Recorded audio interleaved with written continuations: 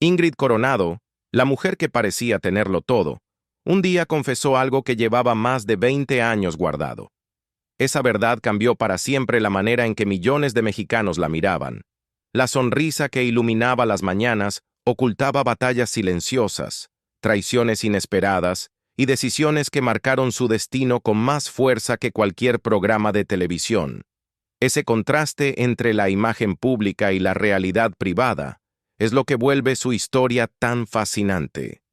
Porque mientras en pantalla representaba optimismo, en su vida personal lidiaba con quiebres amorosos, disputas legales y hasta un colapso financiero que la dejó con apenas 357 pesos en su cuenta.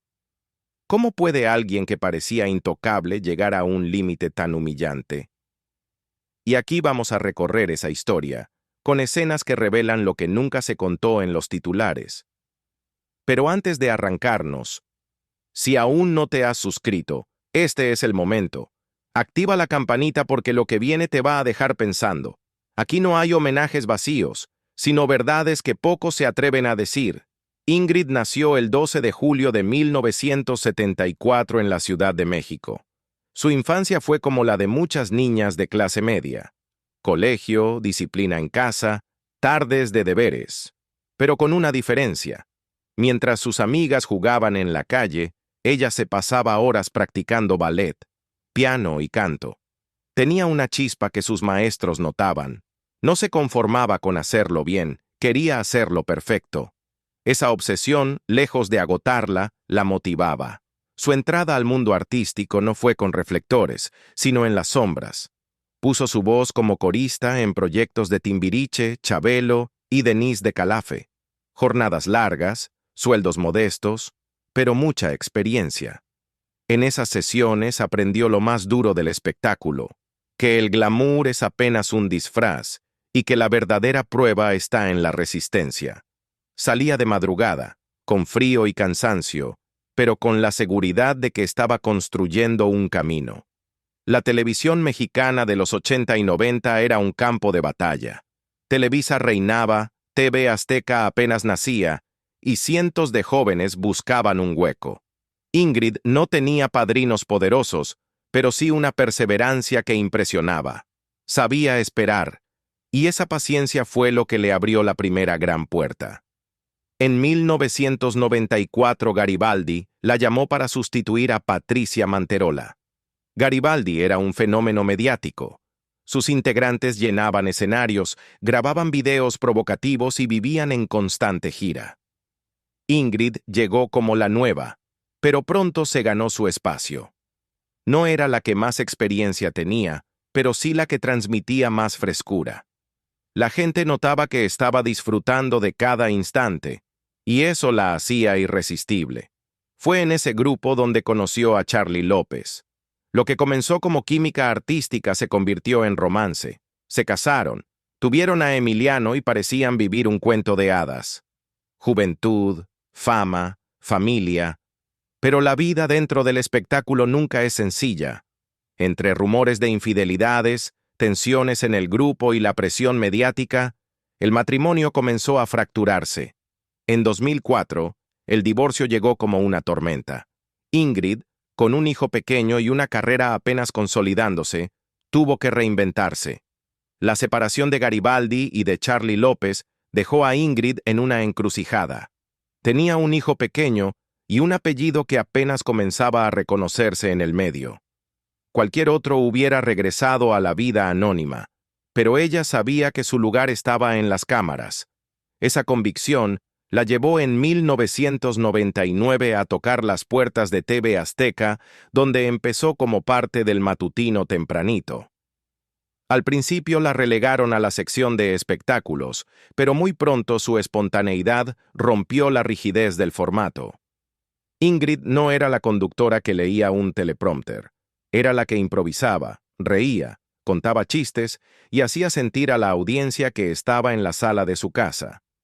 Ese estilo fresco la impulsó en 2002 a un programa que marcó una época: Sexos en Guerra. Allí se encontró con Fernando del Solar, el argentino que se estaba ganando un lugar en el corazón de los mexicanos. Lo que en pantalla parecía simple química televisiva se transformó en una amistad profunda. Los dos compartían confidencias fuera de cámara, hablaban de fracasos amorosos, de miedos profesionales y de sueños futuros. Esa complicidad, que en un inicio era solo amistad, sembró la semilla de uno de los romances más comentados en la televisión mexicana. El público lo percibía. Las miradas, las bromas y la energía que irradiaban hacían pensar que había algo más. Pero en esos años, Ingrid aún estaba ligada a Charlie y Fernando tenía compromisos propios. Fue hasta 2008, cuando confirmaron lo que todos sospechaban. Estaban enamorados. El anuncio fue una bomba mediática. Algunos celebraban el romance como si fuera un guión de telenovela que al fin se hacía realidad, mientras otros lo cuestionaban por los tiempos en que ocurrió. Esa dualidad acompañaría su relación desde el inicio. Para entonces, Ingrid ya era un rostro inseparable de Venga la Alegría. Junto a Fernando, Sergio Sepúlveda y Francisco de la O, levantaron el matutino que competiría frontalmente con Hoy de Televisa. En un país donde las mañanas estaban dominadas por Andrea Legarreta y Galilea Montijo, TV Azteca logró construir una alternativa sólida gracias a la energía de Coronado. Millones de familias desayunaban con ella, confiaban en sus recomendaciones y se dejaban contagiar por su optimismo. El contraste era brutal. Mientras en pantalla parecía la encarnación de la estabilidad, en su vida personal los conflictos se acumulaban.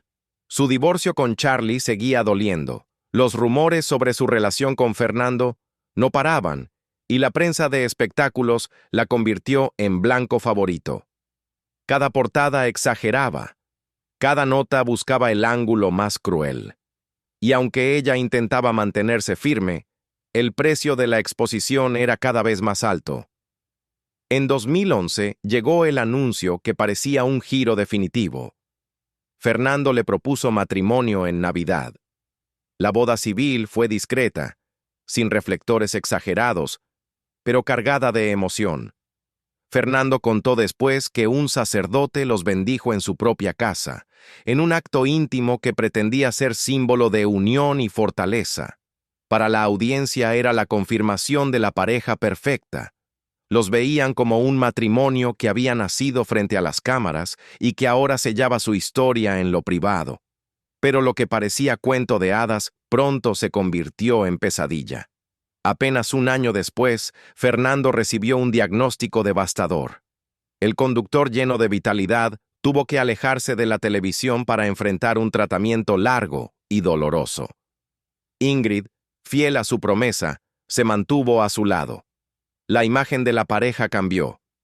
Ya no eran los conductores sonrientes de cada mañana, ahora eran símbolo de resistencia frente a la adversidad. La prensa los seguía con lupa. Las visitas a hospitales, las ausencias en el foro, los rumores de crisis marital. Ingrid se aferraba a la idea de mantener la unidad familiar, pero la presión era insoportable. No era solo la enfermedad, era también la maquinaria mediática que exigía explicaciones constantes. Y en esa tormenta comenzaron a aparecer grietas. La tensión se acumulaba, pero nadie imaginaba lo que vendría. La separación de una de las parejas más queridas de la televisión, y con ella, el inicio de una de las etapas más crueles en la vida pública de Ingrid Coronado. La separación llegó en 2015 y fue un terremoto mediático. No hubo anuncio discreto ni comunicado tibio. La noticia explotó en televisión y periódicos como una bomba. El país entero se enteró de que Ingrid y Fernando habían decidido terminar. Pero lo más doloroso no fue el final, sino la manera en que la opinión pública colocó a cada uno en un papel. A él lo vieron como víctima, a ella como culpable. La conductora que durante años había regalado sonrisas, ahora era llamada inhumana. Las revistas no perdieron tiempo. Portadas con titulares crueles, imágenes descontextualizadas y frases que buscaban indignar. En redes sociales la situación fue todavía peor. Un trending topic en su cumpleaños fue el recordatorio más cruel. La sociedad mexicana, que la había visto como símbolo de alegría, ahora se desquitaba con insultos. Ingrid recuerda cómo la atacaban con frases que cualquier madre hubiera sentido como puñal. Esa hostilidad dejó huellas que ni el tiempo ha borrado. Lo más irónico es que Ingrid sostenía que no había sido su decisión. En entrevistas sinceras dijo que fue Fernando quien, en 3 ocasiones distintas, le pidió el divorcio. Ella pensaba que eran rumores inventados por las revistas, hasta que él mismo se lo confirmó. Aún así, el juicio social ya estaba dictado. Lo abandonó cuando más la necesitaba. La imagen quedó marcada a fuego, sin matices ni derecho a réplica. Charlie López, su ex esposo, contribuyó a ese clima con declaraciones que reforzaban la narrativa en su contra. Dijo que durante la enfermedad de Fernando, Ingrid dormía en otro cuarto. Sus palabras, más allá de si eran ciertas o no, se repitieron tanto en medios que la gente las asumió como verdad. La voz de Ingrid quedaba minimizada frente a la versión que encajaba mejor en la historia de héroe y villana. Mientras tanto, en lo privado, la realidad era todavía más dura. El costo de esa etapa la llevó a una crisis económica impensable para alguien con su trayectoria. En una conferencia reveló que hubo un momento en que solo tenía 357 pesos en la cuenta. Para el público, esa cifra se convirtió en símbolo. La mujer que parecía vivir en abundancia, que conducía programas de alto rating, estaba al borde del colapso financiero. Imaginen el contraste. De un lado, el rostro alegre de las mañanas. Del otro, una madre contando monedas para sacar adelante a sus hijos. Esa confesión no fue una jugada mediática, fue un grito de humanidad. Mostró que detrás del maquillaje y los vestidos había alguien que también podía quebrarse. Y sin embargo, lo más fuerte todavía estaba por llegar. La etapa de disputas legales que abriría nuevas heridas y pondría a Ingrid en el centro del escándalo otra vez. Tras la separación, Ingrid enfrentó una segunda tormenta, las batallas legales. En 2022, después de la partida de Fernando, un departamento en Cuernavaca se convirtió en epicentro de una guerra mediática. La propiedad era de ella, pero ahí vivía Ana Ferro, la última pareja de Fernando. Durante años Ingrid permitió que se quedaran sin pagar renta, quizá por respeto, quizá por cansancio, pero tras el fallecimiento, la situación cambió. Decidió recuperar lo que era suyo. La prensa lo tomó como carnada. En lugar de analizar lo jurídico, armaron titulares donde Ingrid era la villana que quería sacar a la viuda.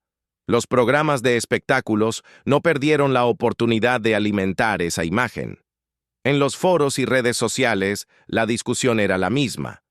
¿Actuaba como madre responsable o como mujer insensible? El dilema atrapó al público porque mezclaba dinero, amor y memoria. Y en ese terreno, Ingrid siempre parecía salir perdiendo.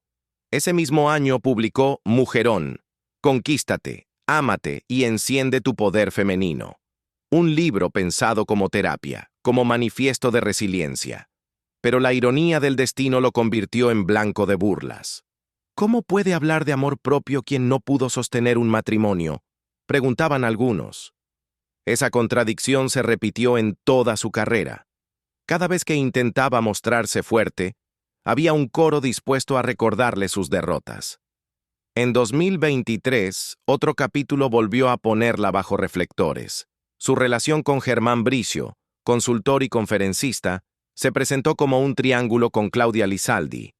El rumor era jugoso y no necesitaba pruebas para prender fuego. Ingrid mostró mensajes, fechas y explicaciones para aclarar que no había interferido.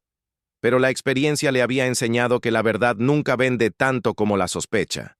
Una vez más, la versión más dañina era la más repetida. Cuando esa relación terminó, Ingrid escribió un mensaje que se volvió viral. Dejar ir también es amor. Para unos fue cursilería, para otros, un grito de liberación. Lo cierto es que hablaba de cansancio, de un corazón que ya no estaba dispuesto a cargar culpas ajenas. Era el testimonio de alguien que había aprendido a elegir su paz por encima de la aprobación pública. En paralelo, su carrera profesional daba señales de desgaste. Condujo Sale el Sol, pero nunca terminó de conectar. Para quien había sido sinónimo de las mañanas mexicanas, fue un golpe duro aceptar que la magia no se repetía. Y entonces llegó la decisión que nadie esperaba: dejar México para instalarse en España. La noticia la dio Flor Rubio en su programa. No era una mudanza cualquiera, era el punto final a una era. Ingrid se iba no solo de un país, sino de una narrativa que la había perseguido como sombra. Con esa decisión surgieron nuevas preguntas. ¿Lo hacía por sus hijos? ¿Por una oportunidad laboral? ¿O simplemente porque ya no podía más con el peso de su propio nombre? El misterio de su mudanza generó más especulación que certezas. Algunos lo vieron como un acto de valentía, otros como un escape. Pero detrás de esa partida había algo que aún no se había dicho. Una verdad que explicaba por qué Ingrid eligió el exilio voluntario antes que seguir viviendo bajo la lupa. La decisión de mudarse a España no fue un simple cambio de residencia, fue un parteaguas. Para muchos sonó a escape, para otros a renacimiento. Lo cierto es que simbolizó algo más profundo: cortar de raíz con un país que la había amado con la misma fuerza con la que la condenó. Ingrid entendió que quedarse en México era aceptar un juicio perpetuo, un ciclo donde cada error suyo sería repetido hasta el cansancio. Pero esta mudanza también trajo consigo un aire de misterio. Los medios especularon sin descanso, que si había una oferta laboral, que si buscaba mejores oportunidades educativas para sus hijos, que si era un plan de seguridad frente a los pleitos legales. Nadie supo con certeza qué la motivó realmente, y esa duda se convirtió en un nuevo gancho mediático. La mujer que había compartido su vida frente a millones ahora elegía callar justo en el momento más delicado. Esa capacidad de callar fue, a la vez, su condena y su escudo. Porque si algo marcó a Ingrid, fue la manera en que manejó el silencio. Años atrás, lo hizo cuando decidió no hablar de su separación con Fernando. Ahora lo repetía, guardando para sí la verdadera razón de su partida.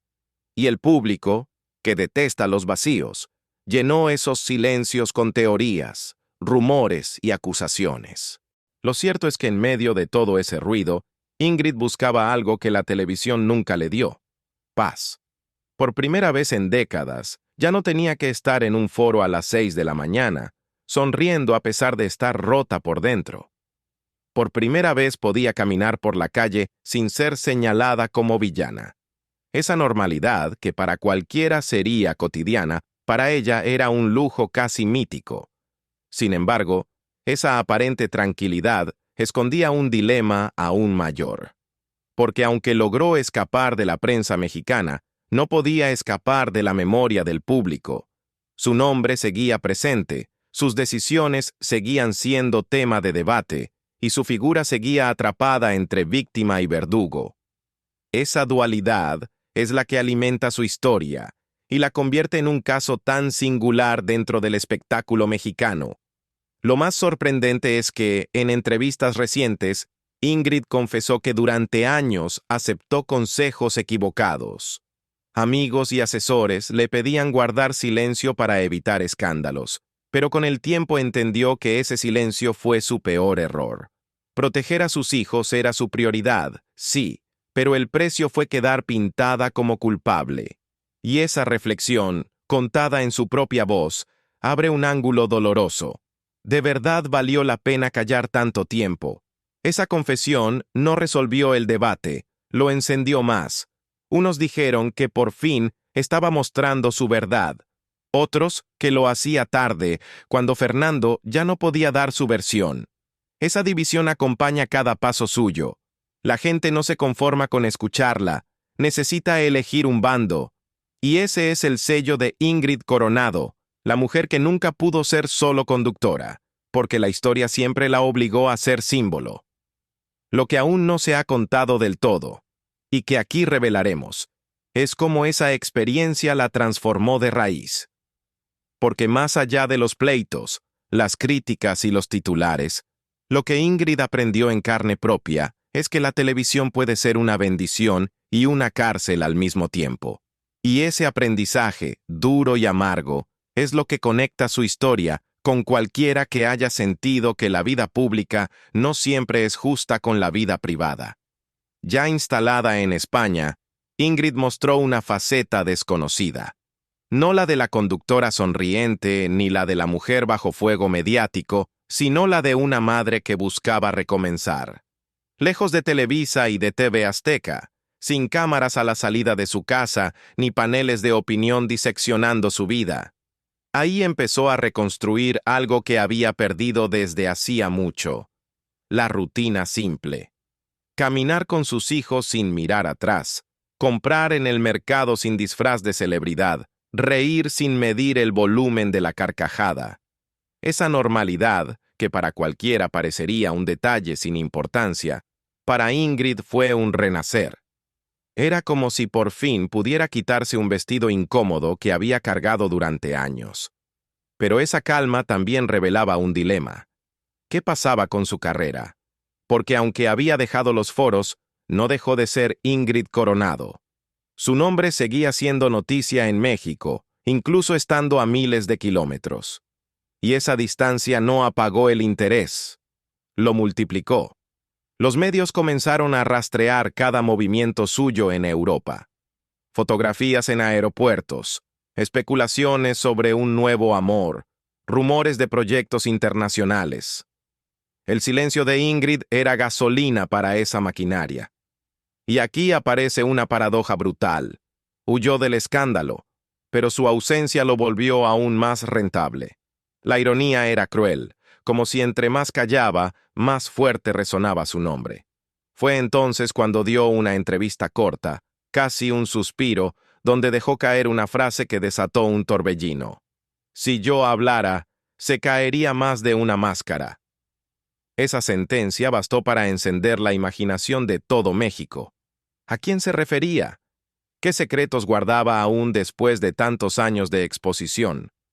La conductora, que había sido devorada por rumores, de pronto tenía en sus manos la carta más poderosa: el secreto. Esa declaración no solo agitó el morbo, también sembró miedo entre quienes habían estado cerca de ella. Porque si alguien conocía los entresijos del espectáculo, era Ingrid. Había compartido camerinos, contratos, alianzas y traiciones. Sabía nombres, fechas, episodios ocultos. Y aunque nunca dijo más, dejó claro que la historia que todos conocíamos estaba incompleta.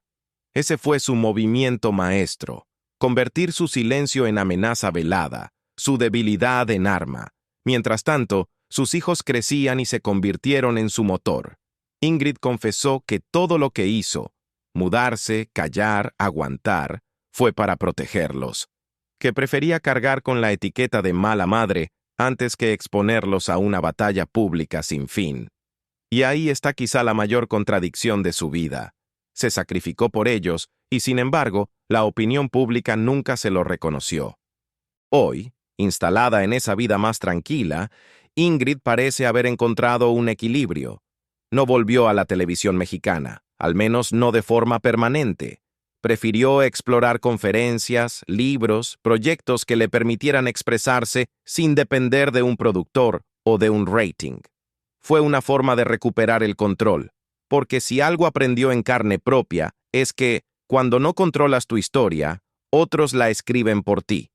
El enigma sigue abierto. ¿Guardará para siempre esos secretos que dijo tener, o llegará un momento en que los cuente? Esa pregunta mantiene viva la tensión en torno a ella. Y es lo que nos lleva al punto más fuerte de este relato: la confesión que marcó su vida a los 51 años, cuando decidió hablar de algo que hasta entonces había guardado celosamente. La confesión llegó sin estridencias, en voz baja, como quien no busca un titular, sino una catarsis. Ingrid reconoció que por años vivió con miedo. No miedo a la soledad ni al fracaso, sino al juicio implacable de un país que no olvida. Admitió que muchas veces pensó en dejar la televisión mucho antes, pero que no lo hizo porque le dijeron que sin la pantalla se desvanecería. Y esa mentira, repetida por productores, agentes y hasta amigos, la ató como cadenas invisibles. Lo más fuerte fue aceptar que detrás de la sonrisa había una mujer que apenas dormía, que se levantaba para trabajar con el estómago hecho nudo y que se obligaba a fingir alegría aunque por dentro se quebrara. No lo decía para victimizarse, sino para exponer lo que nadie quiere admitir, que el espectáculo puede brillar como un diamante, pero también cortar como una navaja. Esa revelación golpeó porque conectó con algo universal. ¿Quién no ha tenido que callar en su trabajo, aguantar un trato injusto o fingir que todo va bien para no perder lo poco que se tiene? Ingrid, con su vida pública, puso palabras a lo que muchos viven en silencio, y esa fue su confesión más poderosa. La televisión la hizo fuerte, pero también la volvió prisionera. El público se dividió de nuevo. Unos la aplaudieron por atreverse a hablar al fin, otros la criticaron por tardar demasiado, pero al margen de esa división, su declaración dejó claro que lo que buscaba no era aprobación, sino liberación. Por primera vez en mucho tiempo, no pedía que la entendieran, solo exigía que la dejaran ser. Ese giro final cambió la manera en que muchos miran su historia, ya no como el simple pleito de una pareja famosa, ni como la disputa por un departamento, sino como el retrato de una mujer que sobrevivió a un sistema que devora y escupe sin remordimiento. En ese sentido, Ingrid se convirtió sin proponérselo en espejo de miles que también luchan por recuperar su voz. La pregunta queda abierta. ¿Hubiéramos soportado lo mismo en su lugar? ¿Habríamos callado tanto tiempo por proteger a los hijos? ¿O habríamos contado todo sin importar el costo? Esas dudas son las que hacen que su historia siga siendo tema de sobremesa, de debate, de susurros y de gritos. Hoy, con 51 años, Ingrid ya no busca convencer a nadie. Vive con lo que eligió y con lo que perdió. Y aunque su nombre seguirá siendo polémico, lo cierto es que su confesión final nos dejó una lección incómoda, que la verdad nunca es completa, que cada historia tiene matices y que a veces el mayor acto de valentía es decir, ya no más. Déjame en los comentarios, ¿tú qué opinas? ¿Ingrid fue víctima de un sistema injusto o arquitecta de su propio destino? Esa respuesta, más que ninguna otra, define cómo vemos no solo a Ingrid Coronado, sino al espectáculo mexicano entero.